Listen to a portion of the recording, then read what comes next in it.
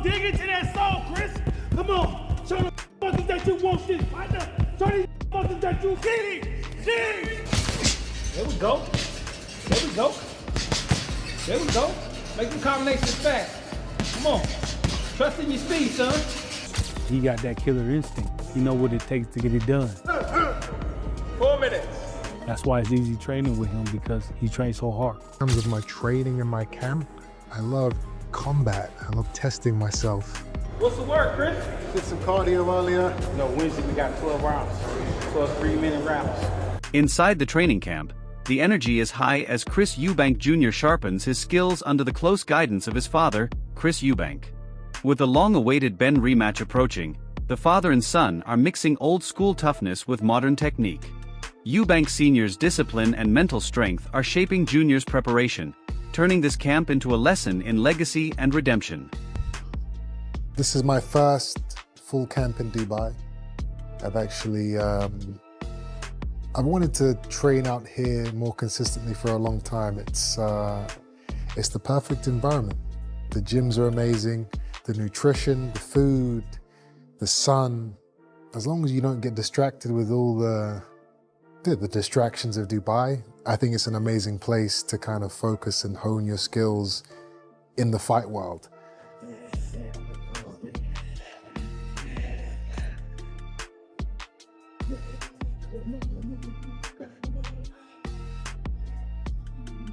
See it. No. Beautiful.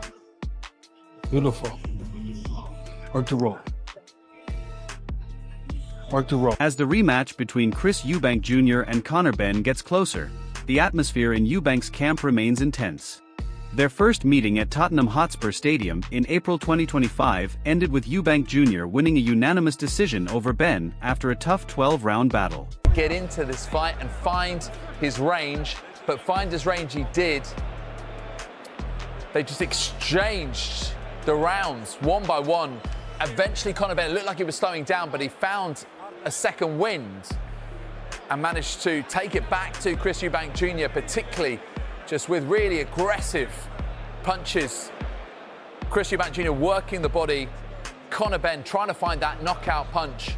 It was chaotic, a barrage from both fighters in those final few rounds, and so hard to call. On the fan scorecards, it was level, 114 to 114, and no one could separate these two.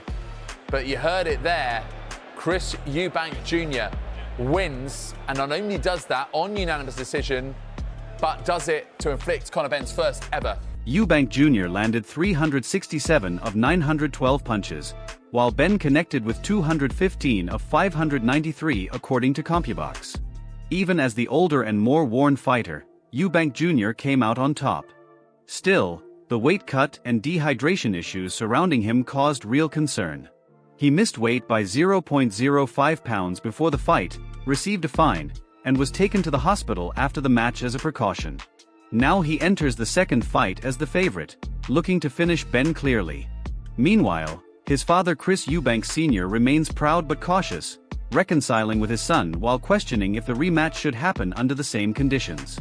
Drained, they put a rehydration clause in. They fined him some £500,000 for coming in, 2 ounces over the weight. It was reported to me by Lawrence Lustig, who is a very famous photographer. Junior wasn't even sweating at the end of the fight. Dehydration. These rules are in place to save my son, to save the lives of fighters. Unfortunately, the reporters, the journalists are not doing their job. They're not holding them to account. Gareth Davis, do your job. Simon Jordan, you speak on boxing, do your job. You are not credible if you let these things happen. What you are is a jester. As I said after the fight, Benn is an extraordinary fighter. Fighting at 156 or fighting a fighter at 160, he doesn't get back down to 147. And if he does, he's not the fighter he could have been. They are dangerous, they are reckless. If the Boxing Board of Control don't do what they're supposed to do, which is to block fights from happening which do not abide by the weights and the rules, you are baboons. I'm not a baboon, and I know this life. I've gone up to cruiserweight, fighting Carl Thompson. Watch that fight. Both of them, where you're watching one man who is almost twice the size of me. So it seems, I say this sparingly, seemingly killing me. And it looks like a fight because the smaller guy, me, has heart. And nothing is going to stop me. No threat.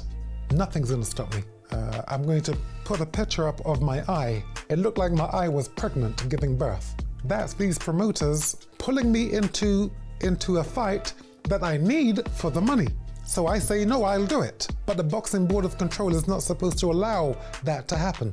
So now when I speak on it for my own son, people say, oh, well, you know, he's overreacting. I'm not overreacting. Inside Chris Eubank Jr.'s training camp, the atmosphere is focused and serious as the rematch with Benn approaches. In recent weeks, the team has worked on fixing the mistakes from the first fight. Eubank admitted that his win came from his will and experience as much as his physical edge, and now he plans to turn that into a more convincing result. What that session involved and the benefits for him. We call that the Xbox, 6 different stations. You got 3 coaches, you got 3 different obstacles to push you as far as your power shots, your speed, your slipping, your rhythm, your sprints, your endurance on throwing your power shots and stepping over. So we usually do that once a week to push the fighter, and then every week we go up. Pick it up, pick it up. Keep pushing. Push. More. There you go. Almost there. Come on, let's go. Come on, Chris. Give it up. Come on. Go. Come on, keep it up. Eubank Jr. is preparing in Dubai, staying away from distractions and committing to long sparring sessions and conditioning work. He confirmed that while his father will be at ringside for support, he will not be leading the training. A sparring partner shared that Eubank often boxes 4-minute rounds with only 30-second breaks, pushing his endurance and improving his ability to stay sharp under pressure. Full camp in Dubai. I've actually I've wanted to train out here more consistently for a long time. It's the perfect environment. The gyms are amazing, the nutrition, the food, the sun. As long as you don't get distracted with all the distractions of Dubai, I think it's an amazing place to kind of focus. Junior has reunited with veteran trainer Brian "Bomac" McIntyre, the same coach who helped Terence Crawford become undisputed. This shows that Eubank Jr. is not satisfied with simply repeating the first win, but wants to dominate the rematch. McIntyre said clearly that Eubank already has been figured out. He praised Eubank Jr.'s effort in camp, pointing out his hard work and strong desire to win, and noted that this time the preparation is fully focused. Just keep grinding, to the next fighter. Did you get to make it back over for the victory parade? Yes, or definitely we had to come back for the parade. That was beautiful what the city did for Bud. How was that? Yeah, because we've even seen other fights before where there's been a great turnout, but this looked like a whole new level, and so right, it should have been. I can imagine probably close to 1 million people there, I would think. Man, it was beautiful. It was beautiful. Crawford's obviously enjoying some well-deserved time off, but has he spoken to you any more about what kind of next steps would be for him, what he wants? No, not yet. We talked a little bit yesterday, but we didn't discuss anything about boxing. So we just making sure, I was checking with him, making sure the gym was going good, the kids was getting a good workout, and we're putting on another show for our up-and-coming fighters. So, he's working on that, and while I'm working with Chris. Working with Chris, exactly. You are back working with Chris Eubank Jr. You're with him for the rematch against Liam Smith. How did it come about, you coming back into camp with him for this one? Well, while we was finishing up with Crawford, Chris's guys, they hit me up maybe a month out and asked me would I be, interested. I told them, of course, right away, because I felt like that me and Chris got a good repertoire together, we got a good relationship, and we come out with good results. The first fight carried the history of their fathers' rivalry from the early 1990s, adding emotion and pressure. The battles between Chris Eubank Sr. and Nigel Benn are among the biggest in British boxing. Their first fight in November 1990 was a major showdown, with Eubank as the undefeated technician and Benn as the powerful aggressor. Eubank survived Benn's early attack and stopped him in round 9 to win the WBO middleweight title. The recent clash between Benn and Chris Eubank Jr. has been compared to the 2008 fight between Manny Pacquiao and Oscar de la Hoya, where Pacquiao moved up 2 weight classes and overwhelmed de la Hoya, forcing a stoppage before round 9. In the same way, Benn moved up from welterweight to face the bigger Eubank Jr. Even with a size disadvantage, Benn showed strength and determination throughout the fight. Putting the bag on Benn, and here's why. I believe we've seen this type of fight before. The similarities are unreal. 2008. A 29-year-old Manny Pacquiao faced a 35-year-old Oscar de la Hoya. Oscar de la Hoya was the favorite in that fight against Manny Pacquiao because not only was Oscar de la Hoya an experienced and fantastic fighter, he was just naturally the bigger man, and they thought Manny Pacquiao was insane.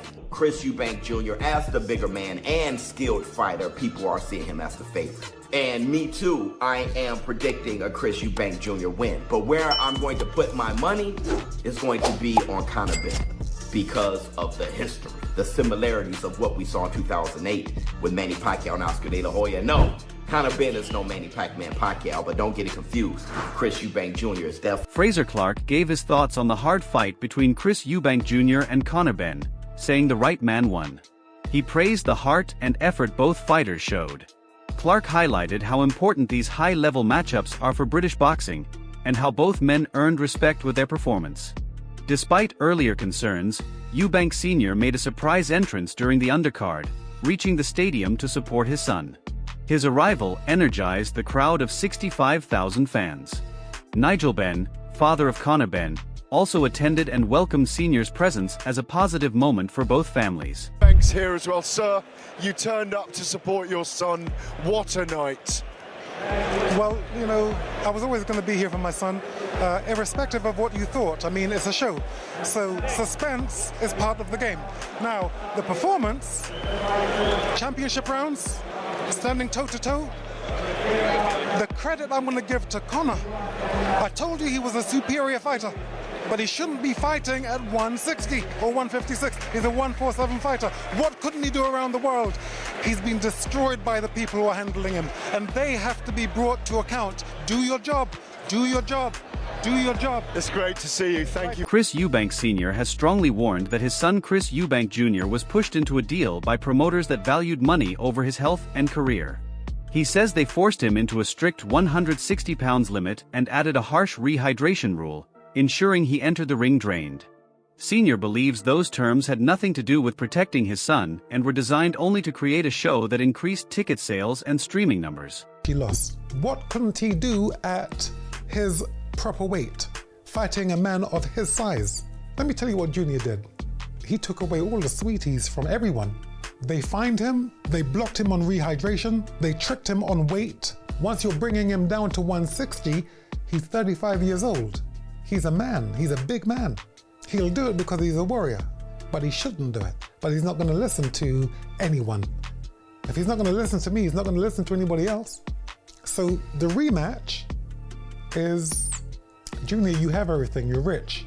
You know, those promoters, they hate you because they can never get close to anything that you do.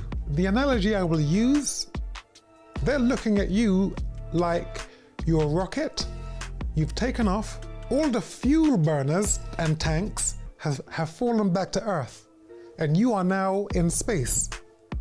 They don't have the oxygen to be in the world. Chris is even 70% of what he was. He's far too big for Benn. If he is really gone and shot, then yeah, he has a very good chance because, you know, he's the guy that can eat comfortably. You know, he doesn't have to drain himself down to make weight. You know, I look at it the same as I look at the, you know, obviously Devin Haney and Ryan Garcia fight. You know, a lot of people just don't understand. You know, one guy planned not to make weight and one guy was actually working hard to make the weight. It's not a fair fight. And that's without even talking about, you know, the accusations about with the PEDs. Oh mate, that'd be legendary. You know, that'd be legendary. I'd love that. We know that your dad has had two very, very famous fights in the 90s with Chris Sr. You're, what, 3 or 4 weight divisions away from Chris Eubank Jr. at the moment, but you are 19 and you will continue to grow and you will continue to put weight on.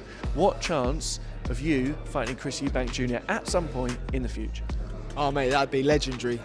You know, that'd be legendary. I'd love that. I'd love that. You could, you know, but it's so many obstacles I've got to get first before we can even consider that. Yeah. So far, it's just a fantasy for the British public. At the official weigh-in, Benn easily made 156.4 pounds. Eubank Jr. first came in at 160.2 pounds, over the limit by 0.2 pounds. On his second attempt, he weighed 160.05 pounds, still half an ounce over. This resulted in a £375,000 fine that went to Benn. Eubank has said the terms of the fight were not only unfair but unethical. He argues the rules break standard guidelines and has implied the fight should not continue unless changes are made. His warning comes from strong concern as a father and a belief that no match is worth risking a fighter's health. Oh, wow.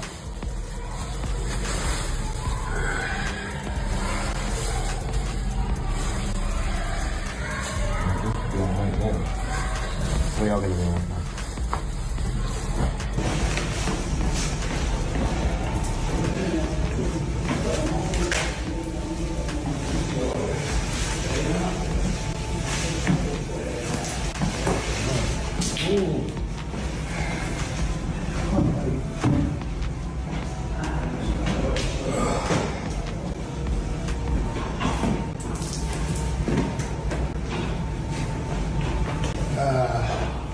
Okay, time to jump in the sauna.